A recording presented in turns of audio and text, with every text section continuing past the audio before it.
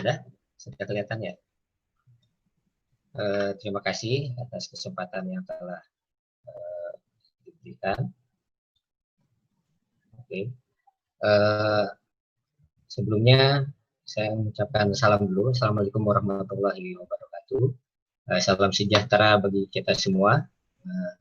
Saat ini ada satu salam yang harus selalu diucapkan mengikuti Pak Asep, itu salam sehat selalu Bapak Ibu semua.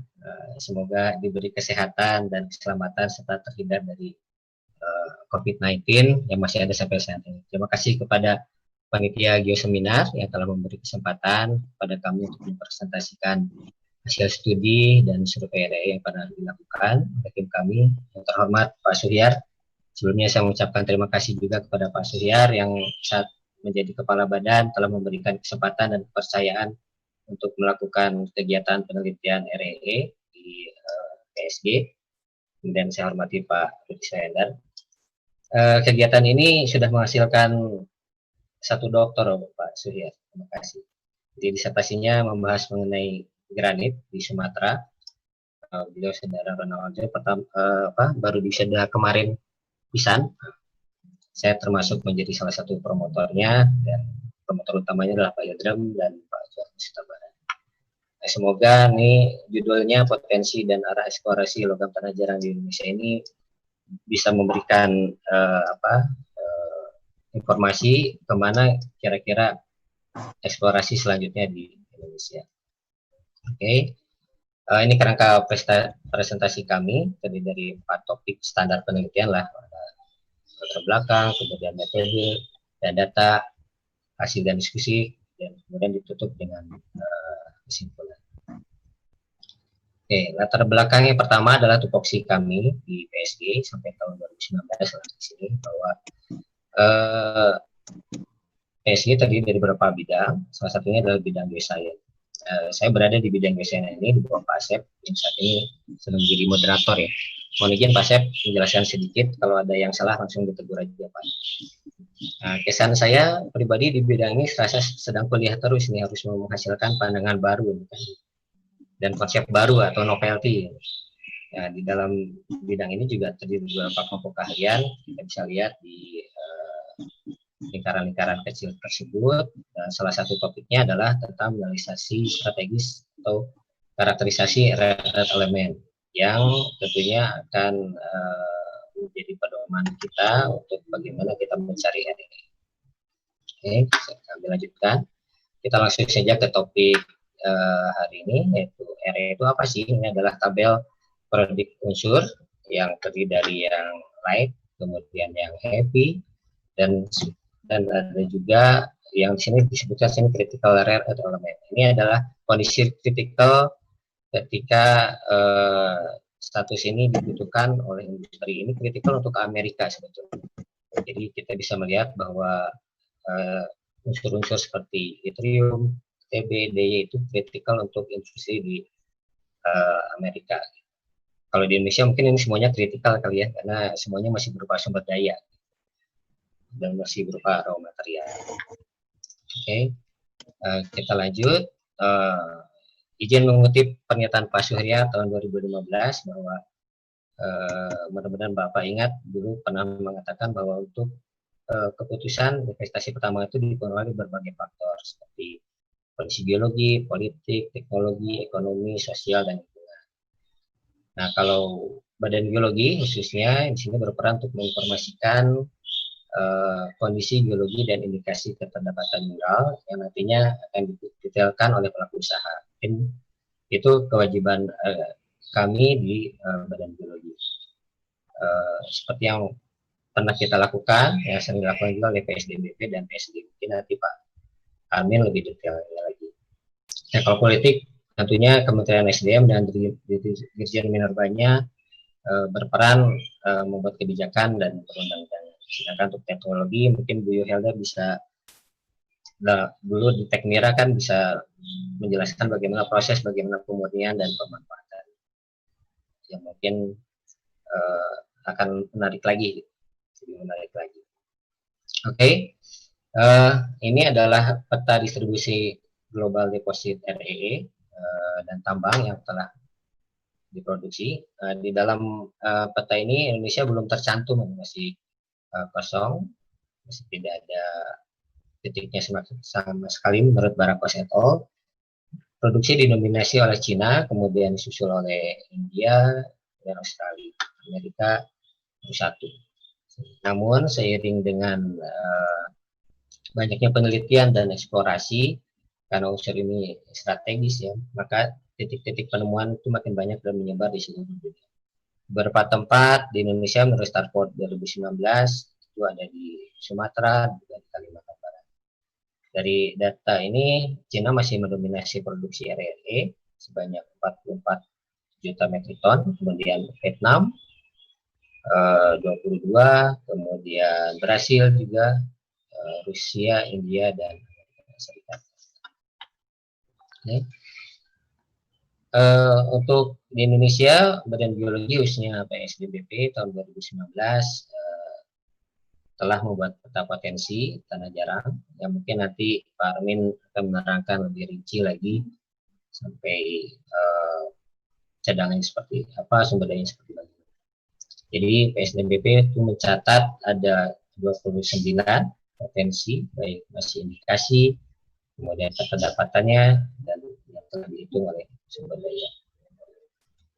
Oke, kembali ke produksi global, memang terlihat di sini bahwa produksi RE dari Cina itu mendominasi sejak tahun 1994 sampai tahun 2017.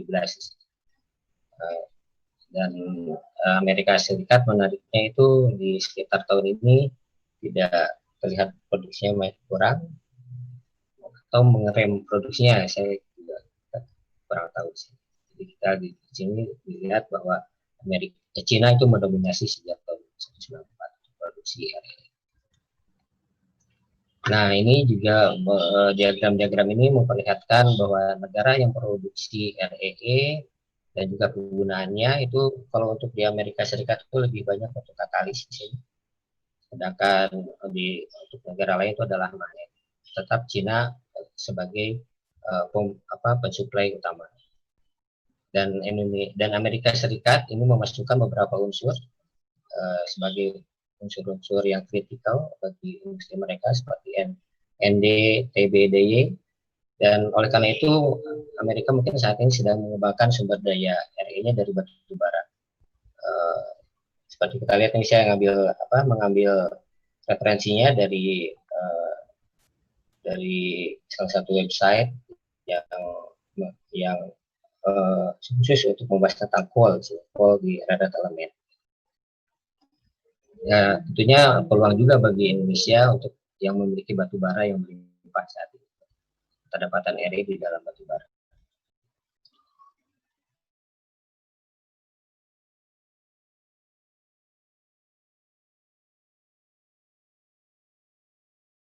Terkonsentrasi. Yang sebelah kiri ini adalah mineral-mineral yang mengandung RE dari mulai alanit sampai zirkon. Kemudian ini adalah berapa sih di dalam mineral tersebut REO-nya. Kemudian di mana keterdapatannya. Yang tadi kita bicarakan waktu Pak Suhir itu lebih banyak kita di Indonesia itu adalah monazit, cyanotim, dan zirkon. Sedangkan untuk mineral-mineral yang lain itu bukan menjadi target utama dalam pengusahaan RE di Indonesia. Nah, RE tersebut, unsur-unsur mineral-mineral ini itu biasanya terdapat di beberapa tipe deposit yang kita bagi menjadi dua, yaitu deposit primer, kemudian deposit sekunder. Yang primer itu ada di sini menurut BJS 2011 itu ada 4, jadi carbonated associated. Kita bisa melihat bahwa REO di dalam carbonated itu antara 0,1 sampai 10% REO itu sudah bisa ditambang. Contohnya di Bayan Obo itu 750 juta ton pada 4,1% REO. Jadi ini sudah ditambang 4,1% REO. Sedangkan kemudian alkaline igneous rock juga rata-rata di bawah antara 1 lah, di bawah 5% lah bisa ditambah. Kemudian iron REE itu 0,3%, hidrotermal juga di bawah 1% ini, 4%, 0,5 sampai 4%. Yang di secondary itu kita andalan kita itu di secondary, yaitu di alluvial pressure dan marine pressure mungkin kalau di penambangan timah bawah laut. Targetnya adalah monazit, memang di sini monazit. Kalau untuk yang laterit mungkin mineralnya lain lagi, biasanya mungkin alanit atau apatit, dan ini ion absorbent clay, jadi ini lempung yang kaya dengan RE karena proses dari pelapukan. Oke. Ini adalah skematik tipe endapan REE yang ditempatkan di tatanan tektonik yang dengan cukup baik itu digambarkan oleh Goodenough. Jadi Goodenough itu cukup baik menggambarkan di mana letak RE tersebut. Jadi RE itu melimpah di zona intrakontinen dan semakin mendekati subduction, RE ini semakin sedikit. Jadi kondisi tektonik ini di Indonesia ya insya Allah lengkap lah ya, karena dari mulai Sabang sampai Merauke itu keragaman tektoniknya sangat bervariasi. Ini diagram lainnya yang menunjukkan hal yang sama, di mana kita bisa mendapatkan deposit REE dengan tipenya dari mulai breaksik, kemudian post organic granite, karbonatit, anorganik, oralkalin, bioplastik, polioplacer, laterit, dan hidrotermal. Ini saya ngambil dari Morgenstern. Di sini beliau mempelajari tentang granit tipe A akibat dari proses rifting di zona rifting, di mana RE dan zircon itu melimpah. Saya pikir di Indonesia ini posisi tektonik ini ada seperti peralkalin mungkin ada, kecuali mungkin karbonatit. Yang karbonatit ini dia memang di intraperitoneal ada rifting yang sangat besar. Oke. Saya lanjutkan. Nah, di tabel sebelumnya yang perhatikan mineral pembawa REE, mineral tersebut memang umumnya dijumpai di batuan granitik. Jadi batuan granitit ini dapat dibagi menjadi beberapa tipe, yaitu I, S, A, dan M. Jadi granit tipe A itu memiliki RE yang tinggi, ya mungkin sesuai dengan lokasi tempat terbentuknya itu berada di intrakontinen atau backup setting. Nah, sini sebagai hasil dari rifting atau post organic collision. Ya, insya Allah di Indonesia indikasi ini ada. Oke, kita lanjut. Nah, masuk ke apa yang telah kita kerjakan di sini. Kami kerjakan maksud saya. Sekarang kita, untuk mendapatkan deposit tersebut, pada umumnya penelitian atau eksplorasi sumber daya itu diperlukan tahapan seperti kita lihat ya, kajian pustaka, survei, laboratorium, menganalog tetap, publikasi, dan eksplorasi lebih lanjut. Dan bagaimana sih kita bisa mengetahui adanya RE tersebut? Banyak instrumen yang dipakai di sini untuk analisis kimia khususnya, seperti AAS, kemudian ICP, SRD. Untuk REE, metode analisis yang disarankan dalam laboratorium ini adalah ICP-MS dan XRF. Kita bisa melihat di sini ICP-MS itu warnanya abu-abu. Dari mulai LA ini suitable-nya untuk analisis RE itu adalah di ICP-MS. Dan secondary analisis metodenya adalah SRF. Ini untuk mungkin presentasi kontrasenya yang tinggi. Ini yang jadi untuk laboratorium yang menganalisis ICP RE itu disarankan memiliki ICP-MS dan SRF. PSG mempunyai instrumen-instrumen tersebut sehingga kami bisa ikut andil dalam penelitian RE selama ini. Jadi SRF itu dipakai untuk unsur utama dan jejak, sedangkan ICP-MS untuk tanah jarang. Ini ICP kita, kemudian SRF-nya. Prosesnya bagaimana kita melarutkan sampel menjadi untuk analisis di ICP-MS. Sedangkan untuk yang SRF itu ada 2 preparasi, melakukan menjadikan jadi pelet, powder pelet, atau menjadikan fuse glass. Okay. Jadi kita sekalian promosi aja bahwa lab kita juga memiliki SEM, kemudian AS, ICP-OS, dan nuclear assay. Dan untuk datingnya kita memiliki Sentrac ini, instrumen-instrumen ini berguna untuk analisis RE. Okay.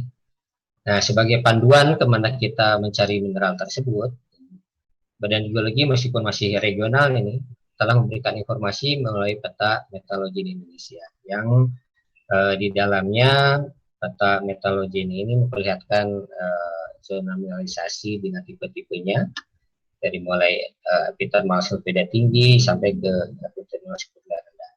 Nah, keberadaan area ini sudah di state di peta metalurgi ini berada di zona residual dan placer gitu. Ya, residual itu di Kalimantan di sini, dan placer. Ini masih secara global, perlu untuk didetailkan lebih lanjut.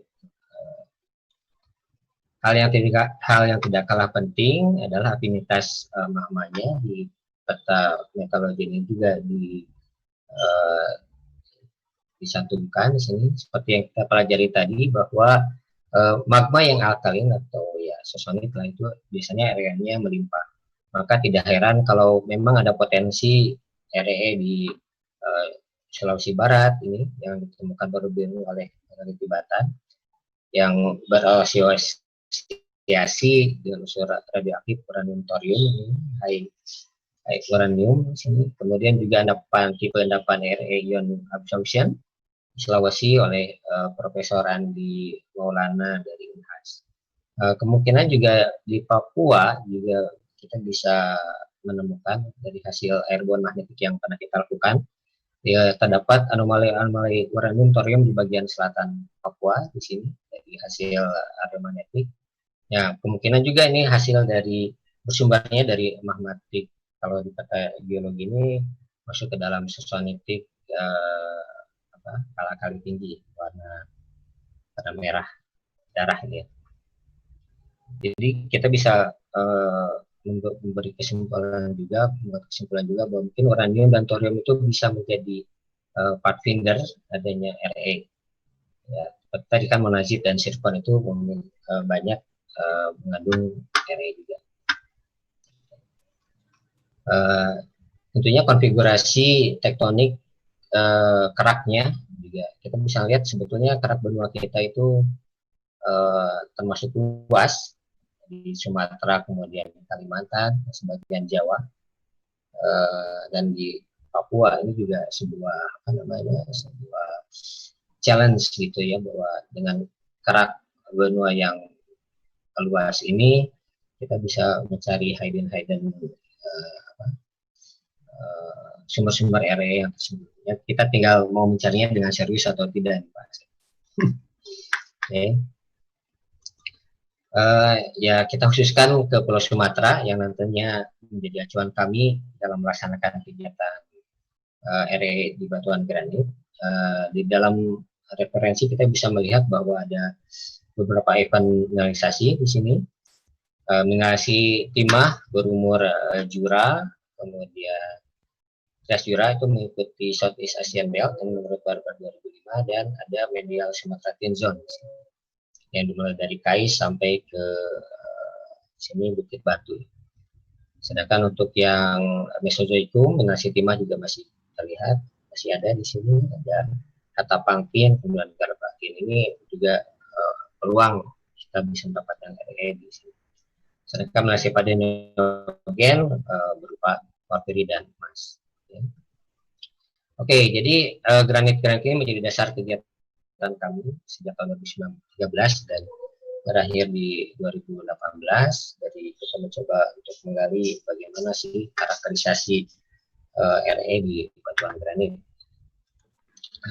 Ini timeline kami dari 2013 kita di Liga, 14 Bintan, 15 Sumatera Barat, 15 juga kami mengadakan seminar nasional. 16 ini mencong dulu ke Siklop karena kita harus ke Siklop, ke Papua maksudnya. Terus 2017 Bangka Belitung, yang terakhir itu Jambi. Nah, studi ini mencoba membuat cross section dari bagian barat sampai timur, mencoba mengcover blok Sumatera Barat dengan Sibumasu yang terdiri dari beberapa provinsi granit, yaitu Volcanic Alp, kemudian ini Main Range, dan terakhir ada Eastern Province. Dengan asumsi dari peneliti terdahulu bahwa pada bagian barat itu termasuk Western Part, itu kami wakili dengan muara dan Tanjung Granit menurut literatur termasuk dalam Volcanic Alp. Kemudian bagian tengah itu Sibunyi Granit, dan Eastern Part itu Karimun dan Bangka Belitung. Okay. Dari hasil analisis geokimianya kita bisa melihat bahwa muara Tanjung Granit itu SO2-nya 67 sampai 70 sampai 79%, Sibunjung 68 sampai 68, rata-rata 68%, Karimun itu sampai 73%. Dan yang menariknya di sini RE-nya juga melimpah di Sibunjung dan di Karimun. Ini datanya kami ambil dari tulisannya Ilson 2017 yang disekat kembali di Piagi kemarin. Ini adalah karakteristik tersebut. Dari tabel diskriminasi tektonik kita bisa melihat bahwa muara dan Tanjung Gadang merupakan volkanik granit, sedangkan Sibunjung itu masuk ke dalam lithium plate granit ya. Oke. Sedangkan granitnya di sini kita memakai diskriminasi GA per AL. Terlihat jelas bahwa untuk yang muara Tanjung dan Gadang itu termasuk ke dalam tipe I dan S, sedangkan untuk Karimun itu dan Sibunjung itu masuk ke granit tipe A.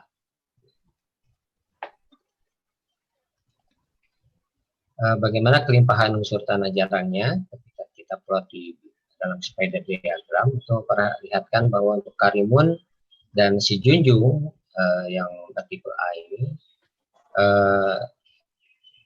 kelimpahan RE-nya tuh pengayaan RE-nya sampai 2000 sampai 3000 kali untuk yang lead RE ringan, sedangkan yang beratnya itu 15 sampai 30 kali. Itu di normalisasi terhadap konten. Sedangkan ketika kita normalisasikan terhadap upper continental crust, kita bisa melihat pengayaan 5 sampai 30 kali lead RE-nya, 5 sampai 10 kali yang RE. Yang berbeda sekali dengan yang muara dan Tanjung Gadang, itu rata-rata di bawah konsentrasinya. Okay. Bagaimana dengan hasil studi kami di Bangka Belitung? Di sini kita bisa melihat bahwa rata-rata memang granit di Bangka Belitung itu tipe I dan tipe S ya, sesuai dengan penelitian terdahulu. Di sini kami hanya ingin menunjukkan bahwa konsentrasi unsur-unsur tersebut di dalam granit dan pelapukannya kita bisa melihat untuk yang di Menumbing ini Muntok itu untuk di bagian tengah kalau kita nanjak ke naik ke Gunung Menumbingnya itu yang ada resort di atasnya itu RE-nya mencapai 785 ppm, termasuk tinggi untuk di daerah Menumbing. Kemudian di sini sebelumnya saya mengucapkan terima kasih juga kepada PT Timah yang telah membantu kami ketika melakukan survei di sana, sehingga kita bisa mendapatkan hasil sampel yang berharga. Ini ketika kami masuk ke tambang timah primer, di Pemali. Di sini kita melihat bahwa meskipun konsentrasinya kecil gitu untuk yang di batuan metamorfnya, tapi kita lihat di bagian lempungnya itu mencapai 900-an ppm ya. Jadi mengaya di lempungnya batuan alterasinya. Ini kami juga diberi kesempatan untuk masuk naik ke kapal hisap atau timah yang konsentrasinya ini relatif tinggi ketika sudah didulang, tentu saja sudah didulang ya, jadi mencapai 0,2% sampai 0,3% lah. Sedangkan yang untuk konsentrasi timah yang telah dicuci itu masih 0,41%. Oke, lebih tinggi lagi itu dari tiling di tambang ludur yang tentunya dari pabrik pengolahan di sini. Untuk monazit yang MES 60 yang mau masuk ke pabrik pengolahan REOH itu hasilnya itu mencapai, kalau kita memakai SRF analisisnya itu mencapai 48%, ya sesuai dengan textbook lah, bahwa di monazit itu kandungan RE-nya sekitar 50-70% REO kan.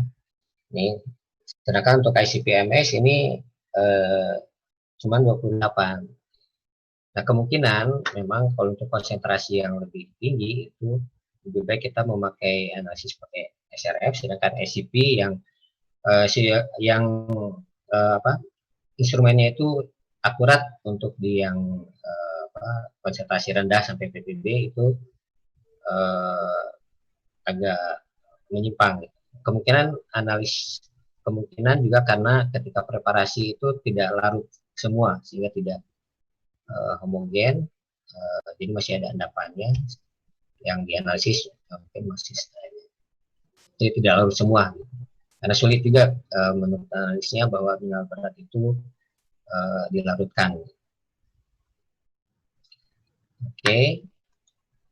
Ini adalah summary dari konsentrasi RE di tiap tipe granit dari bagian barat sampai ke timur, memotong Sumatera ya. Misalnya untuk yang di volcanic arc granite yang mewakili volcanic arc granite itu total RE-nya itu 300 ppm. Sedangkan untuk yang di medial Sumatera zone ini si junjung ini melewati ini mencapai 1.500 ppm. Di Bangka ini untuk yang di granitnya ya Pak, bukan total RE secara di pelapukan dan sebagainya adalah di granitnya. Dan untuk yang di Karimun itu RE-nya sampai 3.000 ppm, sangat tinggi. Jadi kecurigaan kami itu bahwa medial Sumatera Tectonic Zone ataupun sutur-sutur bentong raup ini memberikan tatanan tektonik tersendiri yang bisa menghasilkan granit yang bertipe A tadi. Yang ini memanjang nih Pak, jadi ini arah eksplorasinya mungkin ke arah sana. Tapi memang ada beberapa problem di sini, bahwa granit tersebut itu umurnya berumur trias ya. Jadi keberadaan granit tipe A di Karimun dan Sijunjung itu menurut menurut literatur itu umurnya trias, sedangkan trias sendiri itu kondisi tektonik pada saat itu adalah collision. Jadi mungkin perlu dilakukan dating untuk granit tipe A ini. Hipotesis yang mendukung perkiraan kami atau hipotesis kami itu bahwa Subandrio juga pernah mengusulkan adanya perubahan tektonik setting di zaman Permian ini, dari collision, subduction dari Permian to continental rifting di Triasik. Itu secara geodinamikanya.